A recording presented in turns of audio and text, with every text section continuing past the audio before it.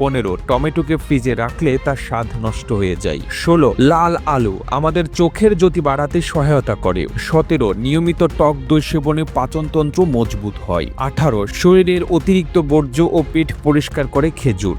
19 রাতে শোবার আগে গরম দুধ পান করলে হাড় মজবুত হয়। 20 কাঁচা পেঁয়াজ খেলে চোখের জ্যোতি বাড়ে। 21 পান পাতা গরম জলে ফেলে সেই জল পান করলে কাশি দূর হয়। 22 কাঁচা পেঁপের সেবন ওজন কমাতে লাভদায়ক। 23 রোজ সকালে হলুদ ভেজানো জল পান করলে দূষিত রক্ত পরিষ্কার হয়। 24 দাঁতের যন্ত্রণা দূর করতে খালি পেটে লবঙ্গ খান। 25 পেঁয়াজ কেটে তার গন্ধ নাকে নিলে মাথার যন্ত্রণা থেকে দ্রুত রেহাই পাওয়া যায়। 26 আতা ফল হাঁটুর ব্যথা কমাতে সাহায্য করে।